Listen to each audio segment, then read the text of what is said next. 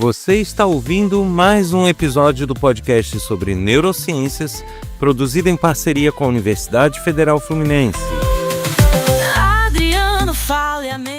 Meu nome é Adriano Freitas, sou pós-graduado em Neurociência Cognitiva, especialista em intervenção em neuropediatria, neurociência clínica, neuropsicologia clínica.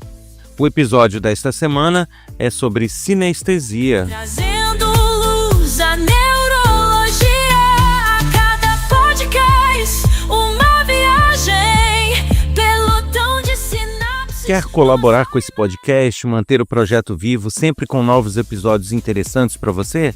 É só compartilhar o canal, os episódios que você gostou com seus amigos, colegas de trabalho em suas redes sociais.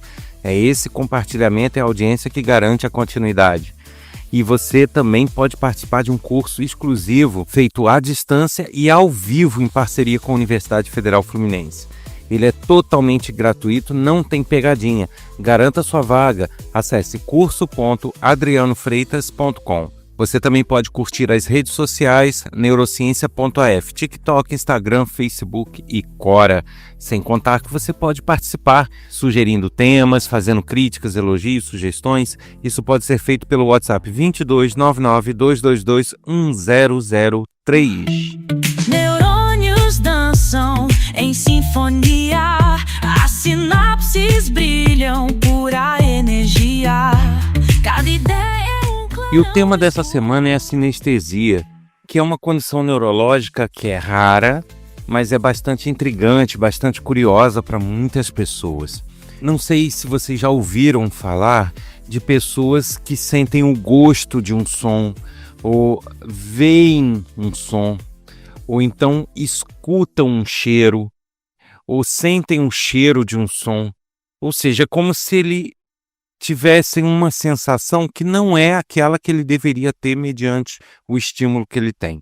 Essa sinestesia ela pode ocorrer de forma totalmente variada de uma pessoa para outra. Ela nada mais é do que um cruzamento de estímulos, né? O estímulo não vai propriamente para o receptor que deveria. Ele pode ir para o receptor que deveria, mas também estimula outros receptores. Falando assim um exemplo totalmente fictício, porque nem na eletrônica funciona dessa forma, mas só para facilitar o entendimento, imagine que eu tenho um aparelho de som, um som Bluetooth qualquer, e de repente quem capta aquele som Bluetooth, na verdade, é um projetor. Então ele vai projetar uma imagem a partir de um som, percebem? É como se o estímulo fosse para o lugar errado. E isso se equivaleria mais ou menos ao que ocorre na sinestesia. A gente tem diversos captadores de estímulo, que aí é o olho, é o aparelho auditivo, né? São as células que fazem a captação do olfato, a mesma coisa para o paladar, para o tato. Né? Então nós temos vários sentidos aí que são captados por sensores. E a gente tem dentro do cérebro receptores que pegam esses estímulos e processam eles para dar para a gente a sensação que a gente efetivamente tem. Não adianta a gente ter o olho totalmente funcional se o receptor lá no lobo occipital que processa essas imagens não estiver ok, a gente não vai enxergar, por mais que o olho esteja perfeito. Cada sensor, cada captador de estímulo tem o seu receptor correspondente. Então, nosso olho tem os receptores que processam a imagem que ele envia. A mesma coisa nosso ouvido, nosso olfato, nosso tato e assim por diante. O que acontece na sinestesia é que as células que fazem a captação desse estímulo e o processamento recebem estímulos de um sensor diferente daqueles que deveria enviar o sinal para ele. E isso pode ocorrer de diversas maneiras, né? A audição com visão, a audição com tato, tato com paladar, paladar com audição. Aí, em cada pessoa pode ser uma combinação diferente. E também em intensidades diferentes. Você pode ter uma pessoa que não escuta mesmo os sons. Os sons viram gosto e pronto. Então ele sente gostos do som, mas ele não escuta, é como se fosse surdo. Né? O único estímulo que ele tem é de sentir gostos na boca quando ele tem estímulo sonoro. E tem pessoas que não, já é um grau menor, ele escuta, mas também sente o gosto, né. Então esse cruzamento dos fios aí, essa interferência de um fio no outro, pode ser total ou pode ser parcial, em maior ou menor escala, maior ou menor grau. A sinestesia, ela não é considerada uma doença, tá? É importante deixar isso claro. Então, não existe assim um diagnóstico formal ou um protocolo formal de lidar com isso, porque não é de fato uma doença, não é algo que você adquire, que você nasce perfeito e de repente você passa a ter sinestesia. Existem até casos que podem ocorrer, mas eu já falo sobre eles, mas no geral eles são congênitos, a pessoa já nasce com esses fios aí cruzados, ou isso ocorre em determinada fase do desenvolvimento lá na primeira infância. Então ele não é considerado propriamente uma doença, mas uma característica da pessoa, que é uma característica rara, mas que justamente por ser característica e não doença, ele não tem tratamento, não tem cura, não tem o que fazer. É só aprender a lidar e se acostumar, porque em alguns casos isso pode ser extremamente aflitivo e danoso para a pessoa no dia a dia dela, né? Isso pode atrapalhar muito o dia a dia. Apesar de que, quando a pessoa cresce com uma certa característica divergente das demais, ela cresce com aquela sensação de isso ser o normal. Então ela acaba gerando todo o comportamento e todas as reações com base naquilo que ela tem. Então ela acaba não sentindo tanto problema assim. Tanto que pessoas que nascem cegas ou nascem surdas lidam de forma muito mais natural com aquilo do que pessoas que ficam cegas ou ficam surdas na fase adulta. Não existe propriamente assim um estudo que bateu um martelo e disse: a sinestesia ocorre por causa disso, porque na gestação ocorreu isso, ou porque o gene tal é isso. Não existe ainda esse estudo fechado que justifique, tá? Mas existem estudos, dentre os quais demonstram que parte dessas pessoas passam a ter essa característica, essa sinestesia, a partir da primeira infância, porque a gente, eu já falei isso em outros episódios, a gente nasce com excesso de conexões neuronais e numa determinada fase ocorre uma poda neuronal, onde o cérebro se molda o que ele vai ser. Isso ocorre na primeira infância. E nessa poda neuronal, nessa retirada do excesso de estímulos para moldar o cérebro, ocorreria uma falha e algumas pessoas ficariam com essas conexões indevidas, né? E isso, existem estudos nesse sentido. Mas mesmo se esses estudos forem comprovados, isso não justifica 100% dos casos, se justifica uma parte deles. Outra parte realmente não é nem nessa fase, é congênito mesmo. E como eu falei, existem pouquíssimos casos em que ele pode ser adquirido, mas não adquirido como uma doença. Ah, fulano pegou sinestesia. Ninguém vai ter, né? Você vai ter contato com outra pessoa e vai pegar. Não é assim, não é uma doença nesse sentido. Ele é adquirido através de situações muito específicas de trauma, acidentes, tumores, lesões graves. E essas lesões ou esses acidentes podem provocar mudanças de rota na comunicação dos neurônios, né? A pessoa bateu com a cabeça muito forte e aí danificou determinadas áreas do cérebro, e os neurônios, eles são plásticos, né? Eles tentam se comunicar de qualquer maneira.